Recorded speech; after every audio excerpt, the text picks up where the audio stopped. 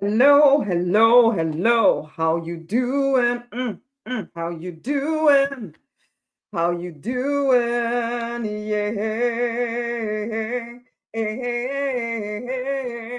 Hello, hello, hello, and welcome to the Deliberate Millionaire stream.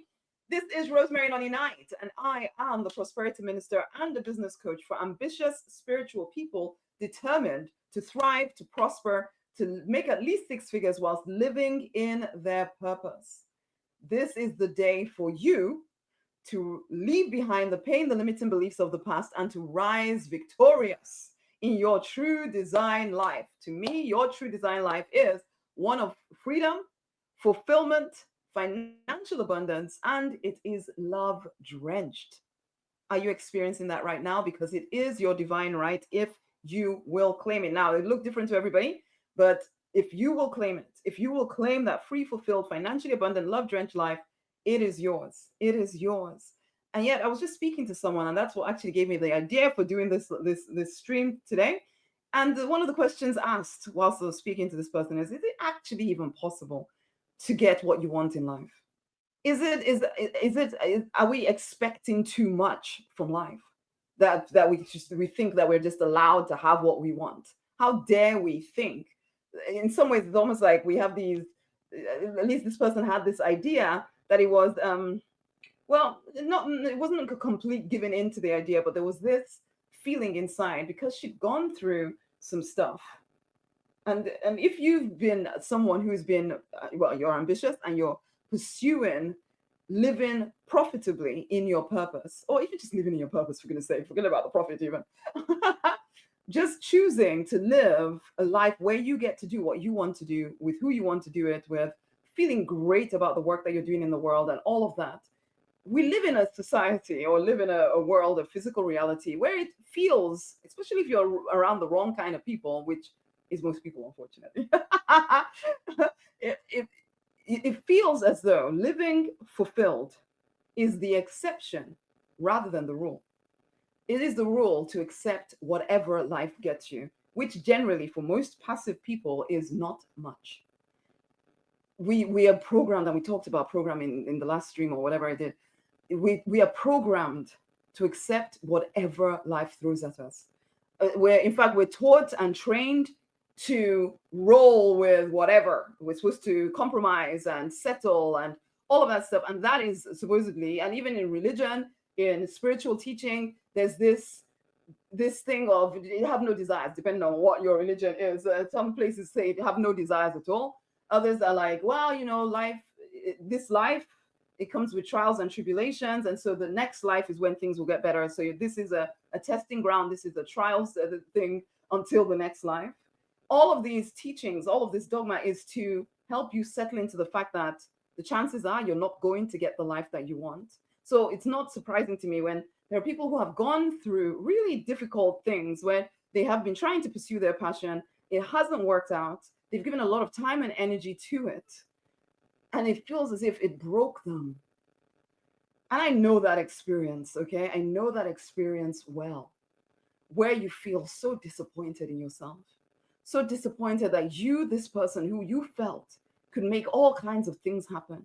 And yet somehow, when it comes to building a business around your passion or your purpose, building a life around your purpose, and it didn't work out after you gave it, in some cases, some of y'all may have given it years. And so now you're wary, you're cautious, and you're making decisions from your disappointment. And guess what that gets you? Nothing but more disappointment. I talk a lot about the fact that we cannot make decisions from our past experience because one, you don't have enough experiences to really know what is actually true. You've only experienced what, 20, 30, 40, 50, 60 years? You don't actually know all that is possible for you. What you do know is the things that you failed at, the things that you've made mistakes at. And we have a tendency of really focusing in on the things that we are disappointed in ourselves about. Actually, we're supposed to be singing the affirmation.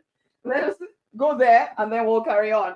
Although maybe I shouldn't have broken my train of thought, but it doesn't matter. Here we go. I come out on top. I am a champion. I rise. That's our affirmation for this week. I come out on top. I am a champion. I rise. Okay, here we go. I come out on top. I'm a champion. I come out on top. I'm a champion. I come out on top. I'm a champion. I come out on top. I'm a champion. I rise, I rise, I rise, I rise. I come out on top. I'm a champion. I rise, I rise, I rise, I rise. I come out on top. I'm a champion. Let that be the song that you are humming to yourself, singing to yourself, affirming to yourself over and over again. But yes, we have been programmed, trained to accept disappointment as normal, as the rule rather than the exception. Whereas living in your purpose is the exception rather than the rule. And I want to bring you back to the faith walk. Now, I was speaking to this person, and there's part of me that wants to give assurances and tell you, oh, you can, yeah, everything is going to work out, everything, la, la, la. The truth is, I do believe everything will work out if you refuse to quit. So, in answer to that question of, is it actually my right to think that I can get what I want in life? Yes, it is. Yes, it is your right to think that you can get what you want in life. It is not silly to think that you can. You should not just settle for whatever life can get you. Do not just give in to contentment because that sounds holy and wholesome. What it sounds like to me is you giving up and giving in when you need to be pushing through. And I get it. When you have gone through hard times, it feels literally as though your heart is breaking. I get it. And yet, I tell you, you still need to hold on if you are going to live in your purpose. Just moving things around here so that I can see something more clearly, see my notes more clearly here. You still need to hold on for your purpose. It is your purpose. It is your purpose. This is your time. This is your, oh, my honeys. Let me just tap back into that broken-hearted place when you have given time, energy, maybe even a lot of money to building a life that never quite materializes in the way you imagine it. I cannot tell you how many times in the time that it's taken me to build this business, how many times I've felt that way. Like, am I doing this for anything? And can anybody be expected to keep going through this pain and continually push through? Am I deluded? Am I stupid for thinking that I can get to live the life that I want to? I was even speaking to a friend earlier today, and one of the things that we recognize that going through this process, you start a process of learning to live in your purpose, live in your passion, actually do it profitably. You start with this cockiness that you are somehow different from everybody else. You are the one that you somehow make it happen overnight. You are going to be the overnight success. It's like when I was learning about when I was about to give birth to my first child. I'd listen to other people who had given birth, and they tell me about how painful it was and all of this and all of the other. And somehow I would listen to them and think, you know what, that's your story. For me, it's going to be different. I'm going to go in there. I'm going to push like a princess. And this baby's just going to fly out, and it's going to be so easy. And I didn't say that, of course, but I was thinking it. And that's how it is when you first and foremost come to live in your purpose. There's a sense that you are different from everybody else. It doesn't matter what anybody else is saying about difficulties. You watch the movies, and in 2 hours, they've gone from hell to heaven. And so you're thinking that's going to be your story. 2 hours, it'll be done, And then if you are a particularly determined spiritual person or determined person, you go through and start building something, and it doesn't work as quickly as you thought it would. Then it still doesn't work as quickly as you thought it would. And then it doesn't work some more as quickly as you thought it would. And then you've given up on what you originally thought it would be, and realizing this is different from what I thought it would be. This is hard. And you realize you're not that different from everybody else. The only difference you have going is whether you will keep going or will you quit. So like this person I was speaking to, She had tried things, and I love that go-getting spirit. That I have a passion for something, I'm going to go after it. Except she'd started to lose it now because it had gotten painful.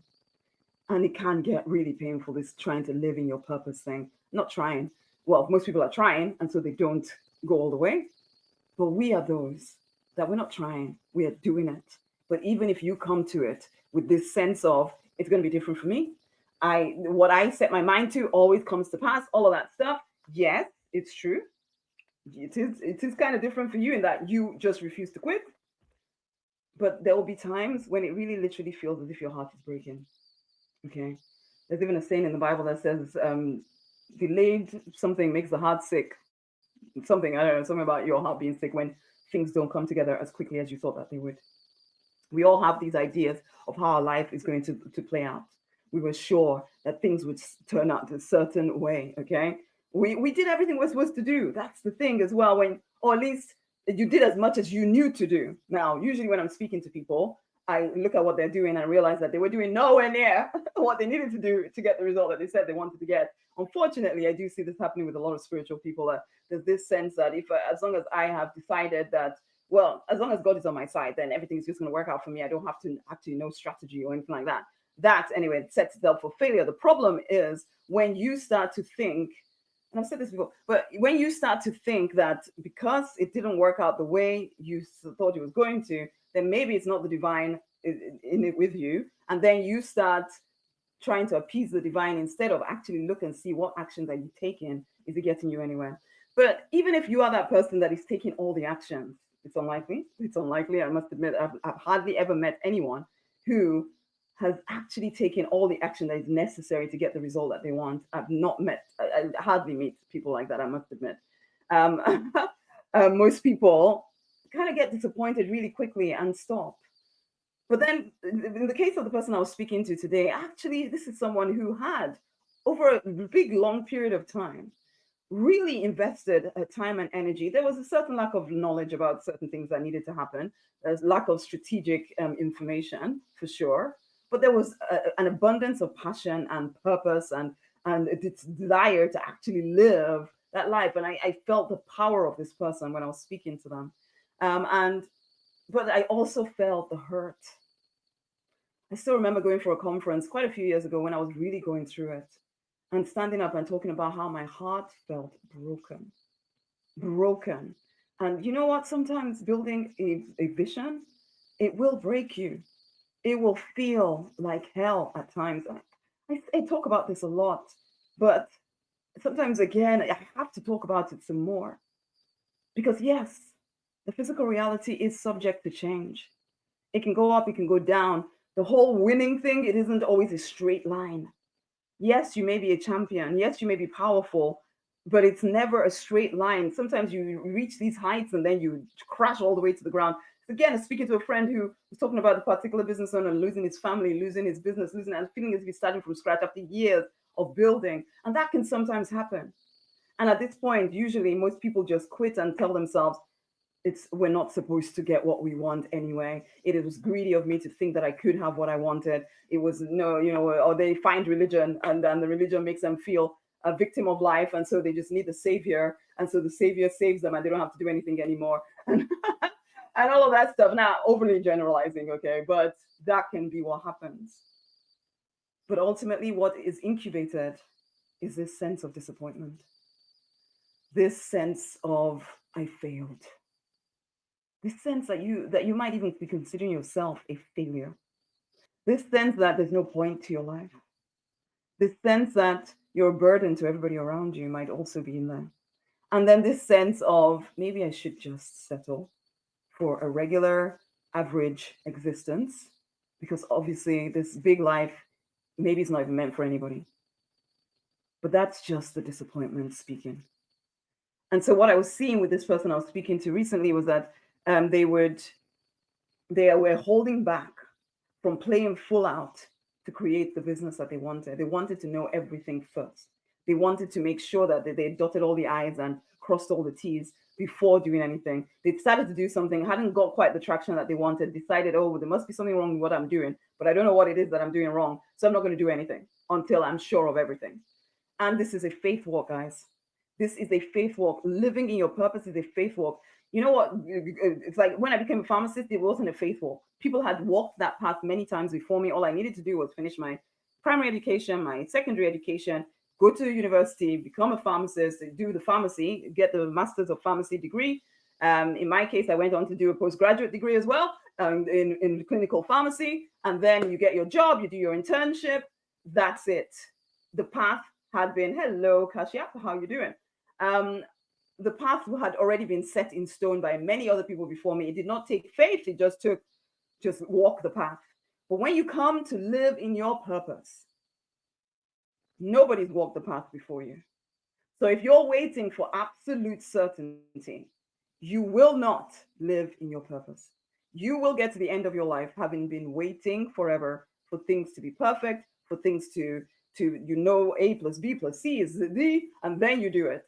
It doesn't work that way. This is a faith walk, which isn't to say that there aren't strategic things to do. If you're building a business, there's strategic things that need to be done. If you're not doing those things, then get a copy of the spiritual business book. The 6-figure spiritual business book is in my bio, or it's the link is around this video. Get a copy of the book, read it, and actually apply this strategy. But then still recognize that even though you are doing the strategy, there's a certain amount. It's like you're planting a seed, and that seed needs to do whatever it's doing under the soil before finally the harvest comes through. And you don't know how long your incubation period is. So if you start and then you stop 6 weeks later because you think you've tried everything and nothing is getting any action, or you're basing it on your past experience because you did spend a lot of time in the past trying something, and you took a year or 2 years or 3 years, and then you quit.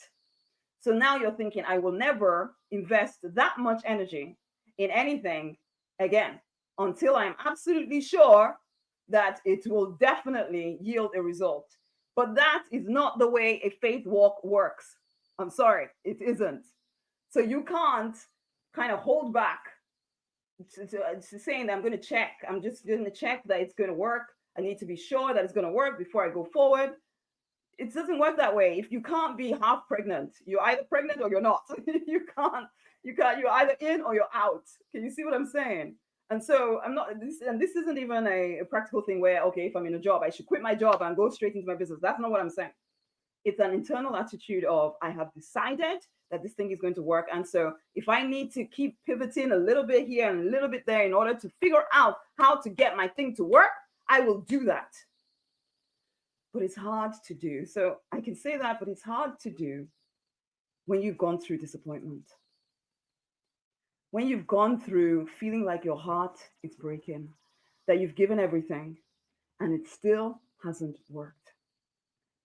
It can feel horrible. And this applies to even relationships where you've given everything to a relationship and then the person still betrays you and walks out. It can break your freaking heart. And then who do you become at that point? This is where emotional resilience comes in. Because at this point, some people then decide forever they're never going to be in a relationship again, or they are never going to start up a business again, or they're going to take so long to think about everything before doing anything, and then hopefully maybe then they will do something. Except it doesn't work that way. It doesn't work that way. There will always be an element of risk in doing something that is off the well-trodden path. And whatever you do for your purpose is going to be off the well-trodden path. Whatever you do in getting a new relationship, it's not off the well-trodden path, but this new person that you're going to have a relationship with, you don't know what they actually like. So there's a certain leap of faith in trusting that this person will hold your heart with high esteem. And if you're going to experience love in a partnership with somebody else, there's going to need to be an element of faith that this person will not crush your heart like the last person did. And this is the challenge. This is the challenge, because the physical reality, oh my goodness, it does go up and down.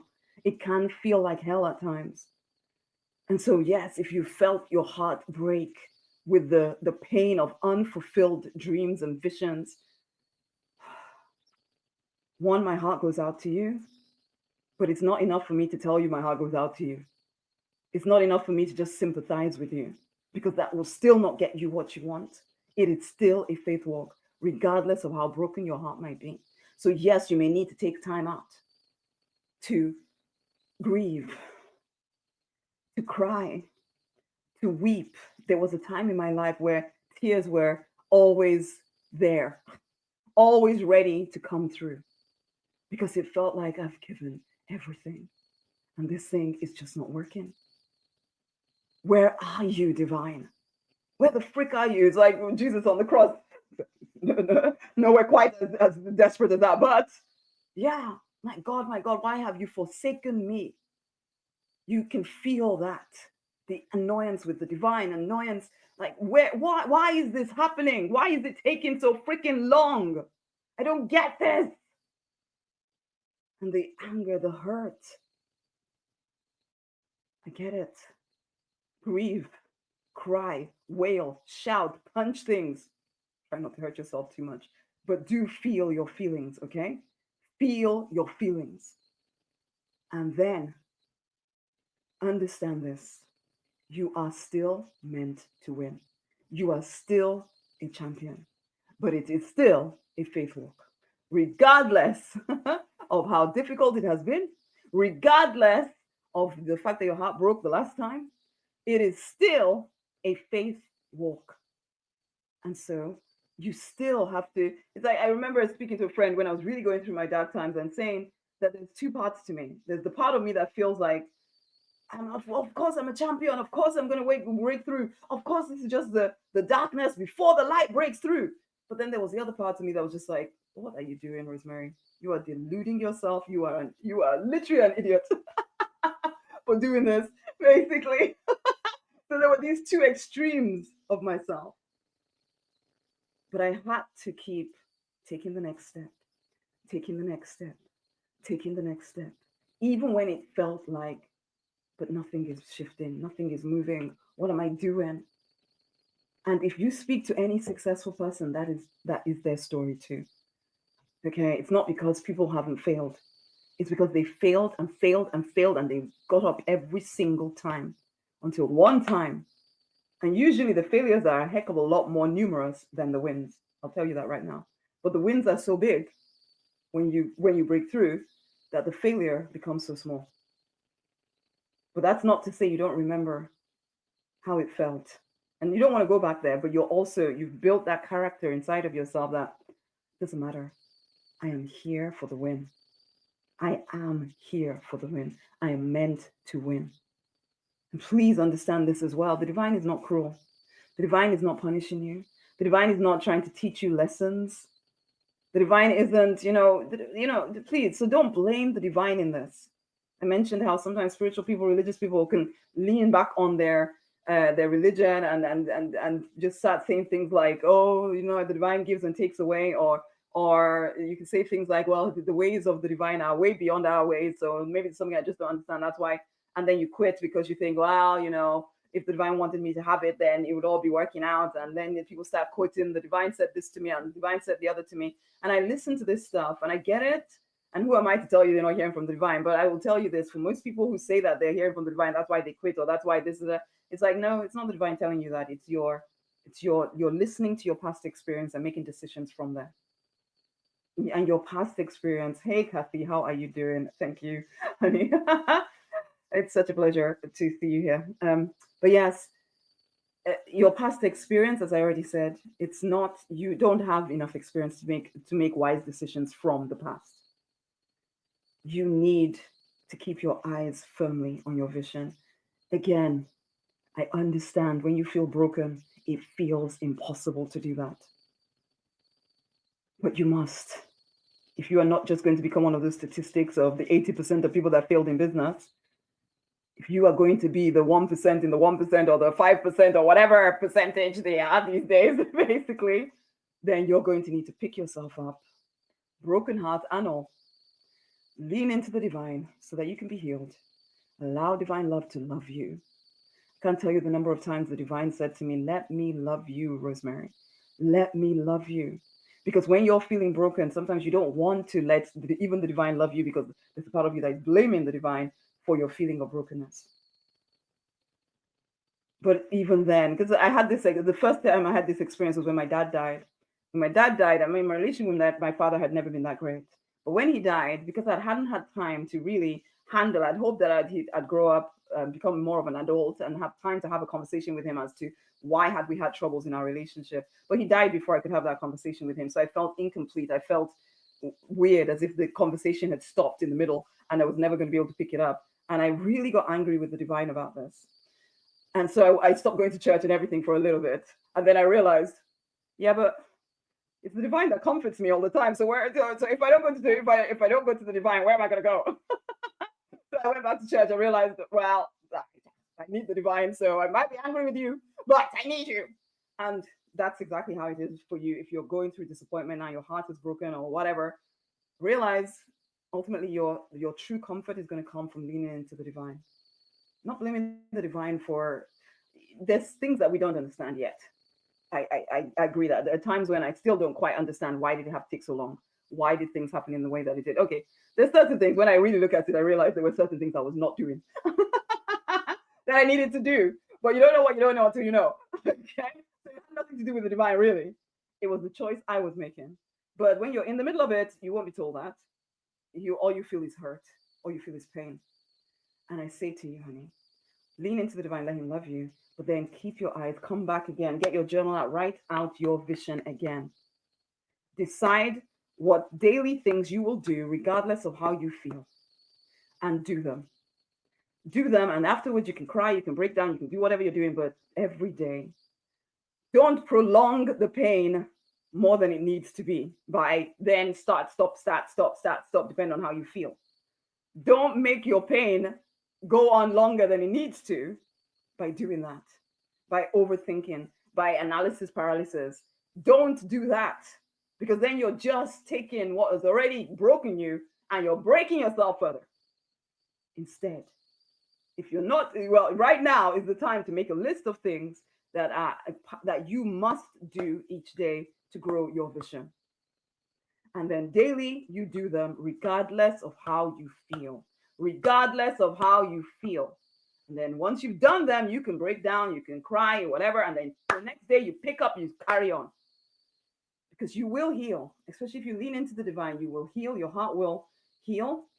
But you still have to go through the darkness to get out to the light. You have to. There's no way around it. Okay? I know we want this easy peasy lemon squeezy life, and you can't get there when you realize that the physical reality isn't easy peasy lemon squeezy. When you're expecting it to be, and then it's not, that's painful. But when you recognize the physical reality is always subject to change, you learn to glide with it. You learn to ride the waves, man. Ride the waves. And so it's not so shocking to you anymore when things don't quite go according to plan. You become someone who is tenacious, relentless, resilient. You can bend, but you will not break me. Okay? That's who you become. You stand firm.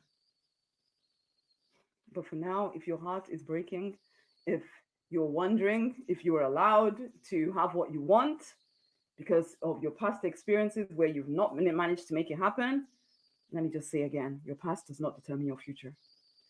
The thing when I was speaking to this person on the phone, and she was telling me about all the things that she's tried and it hasn't worked. One, she didn't try them for very long, truth be told. There was one particular thing she did try for quite over a decade, and it didn't quite work out. But I couldn't go into detail as to what was actually going on there, because I have a feeling there was probably strategic pieces that were missing.